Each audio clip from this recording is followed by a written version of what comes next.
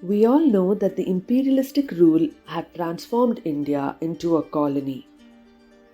British policies had a huge impact not only politically but also socially and economically. In today's video, we shall focus on the economic aspect of the British rule. So, what were these policies? And what were the intentions behind driving these policies? How did it impact India? And what effects did it have on Indians? Let's find out. But before we move forward, I would like to tell my viewers that I have got the join button activated. Members can now avail interesting perks such as loyalty badges, priority comments, early access to my videos, and even members only access. Well, I'm a one-person army and a few extra bucks I earn through your support can help me make much better videos, and most importantly, your appreciation would give me loads of motivation to go ahead and produce more such videos. Even if you're just able to subscribe and share this video, by the way, which is free, can help me move mountains. Now coming back to where we left, about how the British rule transformed India and its economy and their policies having a lasting impact, etc., etc. To understand the extent to which India's economy actually transformed, we must first understand how India was like before the British rule. The Indian subcontinent was very rich. It had humongous treasures, abundant natural resources, and thrived on self-sufficiency of village economy. Every village was self-sufficient. There was no need for anyone to go out of his village for work, comforts, or for anything else. It was as good as perfect. Although agriculture was the main source of occupation, which by the way was highly respected and a prosperous one, India had a good manufacturing system. The handicraft industry was one of them, and it was world famous. The rich and influential, including the royals of the West, took pride in possessing these Indian textiles. It was like a status symbol for them. Well, who can blame them? They were of high quality, light fabric, comfortable, and had extremely fine artwork on it that attracted them. Other stuff India was famous for was the precious stoneworks and spices. Black pepper that was exported from India was called the black gold because it possessed the value equivalent to that of gold. And did you know that the world's largest cut diamond, the Kohinoor diamond that currently sits on the Queen's crown, is originally from India? So India basically possessed all these wondrous riches and much, much more. Even though it saw many invasions throughout its history, it always possessed a highly prosperous society. But everything changed with the arrival of British rule in India. Now one might wonder, when India saw so many foreign invasions in the past, what was so different about the British invasion? Why was there such a huge transformation of the Indian society? Let's have a look. A bunch of traders from Britain arrived to India in the 1600s. They set up by far the most successful trading companies of its time, the East India Company. Trade was so profitable that in no time that the companies set up their factories at several places such as Surat, Mausulipatnam, Bombay, Madras, Calcutta, etc. The company brought goods and precious metals such as gold and silver from Britain to India in return for Indian goods such as textiles and spices which it sold in Britain and earned huge profits. When I say huge, I mean it. There were times profit touched 5,000%. And hence in return the company's presence had increased exports of Indian manufacturers which encouraged them to produce more. It was basically a win-win situation for both, which is why Indian rulers tolerated and even encouraged the establishment of the company's factory in their territories. But from the beginning, manufacturers residing in Britain were jealous of the popularity that Indian textiles had enjoyed. Light cotton textiles had replaced the coarse English woolen. Fashion, home decor, and even people's tastes changed. It all contained Indian cloth. British manufacturers thus began to pressurize the government to restrict and even prohibit the sale of Indian goods, especially textiles, into Britain. After years of pressurizing, finally in 1720, laws forbidding Indian cloth were passed by the British Parliament. People were fined heavily for possessing even a small handkerchief having the Indian print. Heavy duties and taxes were imposed on imports of Indian cloth. But despite these setbacks, Indian silk and cotton textiles still enjoyed a great deal of foreign market, well until the 18th century, when the Industrial Revolution kicked into Britain. They were able to develop their own textile industry based on new and advanced technology, which helped them mass produce good quality textiles with much lesser efforts. Then came 1757. The British East India Company saw a major turning point. It won the Battle of Plassey. The English defeated the Nawab of Bengal and took over the richest and the most resource-abundant region of India, Bengal. The company ruled over Bengal using a dummy Indian Nawab. This meant that they not just got political control, but also got control over its trade and treasures. Well, the company used its newly acquired power to dictate its terms to the weavers of Bengal. Weavers were forced to sell their produce at cheaper rates even if it meant a loss for them. Many of them were forced to work in the company for very low wages and forbidden to work with other rival foreign or Indian traders. Hence, the company successfully eliminated competition from all sides, monopolizing trade in Bengal, which was the richest region of the world at that time. Meanwhile, in England, Industrial Revolution was booming. The British government, that had many capitalist sympathizers, was determined to protect its rising machine industry, whose produce still could not compete with much better Indian products. However, the real blow to Indian handicrafts industry fell after 1813, when it not just lost its foreign market, but it also lost the much important domestic market. So what happened in the years between 1760s and 1830 that changed the dynamics of Indian handicrafts forever, that it lost so much? Well, as I already mentioned, these years saw the rise of Industrial Revolution in Britain. With the emergence of Industrial Revolution, a new class of society arose in the British Empire, the capitalist class. Many of these capitalists rose from rags to riches and became so powerful that they even had a say in British laws. Many of them even became the members of the British Parliament. Now that the capitalists rose in power, they had launched a powerful campaign against the East India Company to abolish the trade monopoly with India.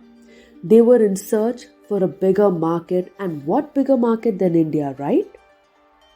Finally, their struggle ended in 1813 when the Charter Act of 1813 was passed in the British Parliament to end the East India Company's trading monopoly. This meant that anyone from Britain could now trade with India and not just the company. An interesting point to note here is that even though the exclusive trading rights of the company ended, it did not mean that the company itself ended. It very much existed and even continued to grow in India. In fact, their power in Indian affairs was at its peak with its military superiority. They had won big battles against major Indian states such as Hyderabad, Mysore, the Maratha region, etc., and their political dominance grew and became as powerful as the previous Mughal Empire. The only difference now was that after the Charter Act of 1813, the British government had gotten more power over the company and over its servants. This continued till 1857, when the company was completely abolished and India came directly under the British crown. With Britain gaining more and more control over India, foreign machine-made goods had increasingly been infiltrating the Indian markets. The British followed a one-sided, unrestricted free trade policy.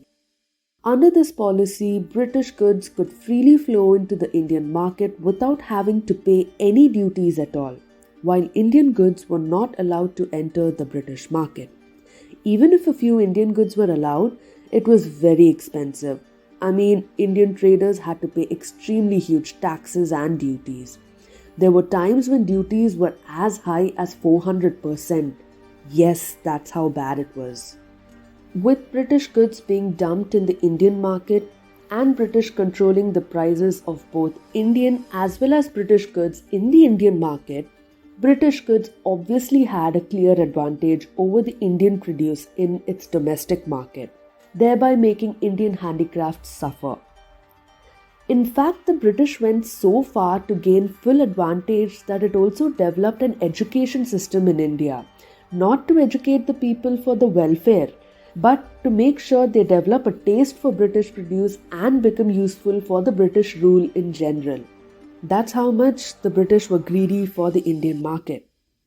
Hence, the Indian handicrafts industry was exposed to fierce and unequal competition, lack of innovation and lack of technology, and most importantly, unfair British policies were the main reasons why the once upon a time greatest of all handicrafts industry died its death in the most horrible way possible.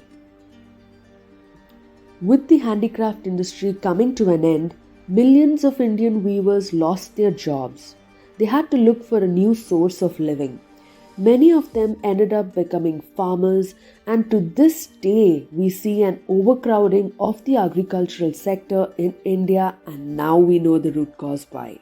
In other words, it's disguised unemployment. Well, these unfair British policies never allowed Indians to have its own industrial revolution to absorb these workers. In fact, in Britain too, Industrial Revolution took off not because of new inventions and technologies. Rather, it was the greed of these British manufacturers to grab bigger markets by expanding production rapidly, which led them to utilize the existing technology and even call for new inventions. In that sense, Industrial Revolution never really came to an end. Modern industries and technologies have been developing continuously from one stage to another ever since the mid-18th century. The Industrial Revolution in the 19th century is the main reason why the West have such a high standard of living, while the absence of the same in India and other third world countries during that period has resulted in immense income gap we see in the world today. It was in British interest to not allow industries in India to grow. They didn't want Indian goods to gain popularity they once had. Hence, millions of Indian handicrafts and traders had no choice but to migrate to agriculture for their daily bread and butter.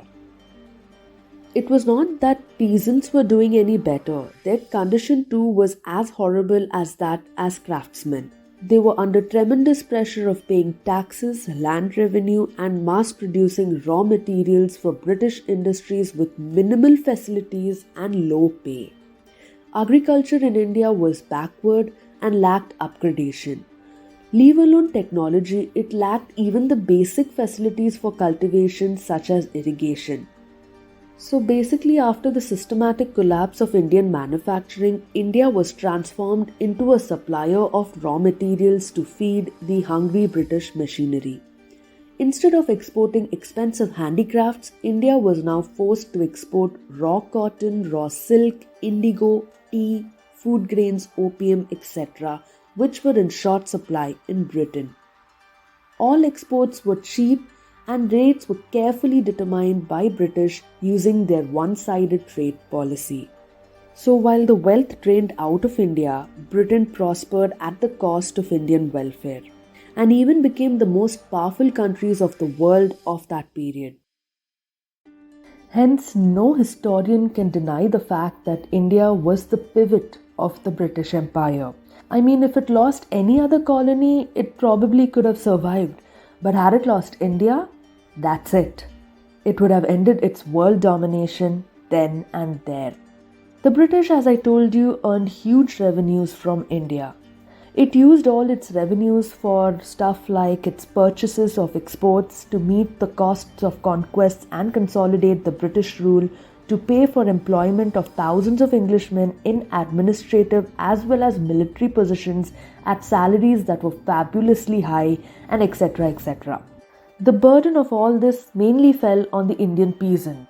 In fact, the British could not have conquered such a vast country like India had it not taxed the Indian peasants so heavily, causing them to sink in deep poverty. This left them at the mercies of zamindars, landlords, and moneylenders who exploited them and raised rents and interest to unbearable levels, compelling them to pay illegal dues and perform forced or bonded labor to cover up for their debt. It was not that the zamindars were entirely immune to this pressure. They too were forced to pay exorbitant land revenues to British officials lest they lose a part or sometimes even the entire land. And this pressure was in turn felt by the Indian peasant, because they were the ultimate guinea pigs who were forced to bear the brunt. This new fixed and rigid land revenue system followed by the British wiped out the old system followed in India, which had its own checks and balances. It ruined the old zamindari families and gave rise to new zamindars who were more sympathetic towards the British cause. Heavy land assessment was one of the main causes of the growth of poverty and deterioration of agriculture throughout the 19th century. Farmers earned as good as nothing for their labor. The extremely rigid manner in which the officials collected the land revenue made the situation worse, especially during bad years when cultivation was poor and harvest was way below normal. These poor farmers were thus forced to borrow from moneylenders who would further exploit them. Even during the good years, farmers could only break even. Literally nothing was left for them as they were entangled in this vicious web of debt. More often, the inability to pay revenue drove farmers to borrow money at high interest rates from moneylenders. They preferred getting into a debt rather than outrightly losing their land. But once entangled in debt, it was impossible to get out of it. Moneylenders would not just charge exorbitantly high interest rates. They also trapped peasants in deceitful ways such as fault accounting, forging signatures, and making debtors sign for larger amounts than actually borrowed. Such exploitation got the peasant embroiled into deeper and deeper debts until he finally sacrificed his land. Hence, the farmer lost in all ways. Not just British, but moneylenders and zamindars too added to their burden. Further scarcity and famines caused due to the extreme British greed aggravated their sufferings. Well, this exploitation by moneylenders was actually an indirect consequence of the British revenue policy. The pressure of taxation by the British India government, even during severe scarcities and famines, pushed cultivators into deep debt. There arose a huge demand for moneylenders, giving them the leeway to act however they wanted. There was no authority to keep a check on their exploitation. All the British wanted was their revenue. They never really focused on keeping a check on such exploitation or for the welfare of farmers. Hence, the moneylender pushed peasants into deeper debt. Instead of solving peasants' crisis, moneylenders ended up deepening them. And this horrible situation the peasants were pushed into angered them. What they failed to understand is that the moneylender was an inevitable cog in the mechanism of imperial exploitation and turned their anger towards him as he was the visible cause for their impoverishment. Even during the 1857 revolt, wherever peasant revolts arose, quite often the first target was the attack on moneylenders and his account book. In fact, peasant revolts during the British rule were quite common throughout. Well, what choice were they left with? The British government, moneylenders, zamindars, all mainly focused their energies in exploiting them to extract as much as they could from them, assuming that these were oppressed souls would remain silent sufferers but never really tried to improve either agricultural productivity or work for their welfare. So, whatever small growth the sector saw was not due to improved productivity. It was only due to the expansion of aggregate area under cultivation by cutting down the forest land and due to increasing plantations of cash crops such as indigo, not for domestic use, but to satisfy the needs of the growing British industry.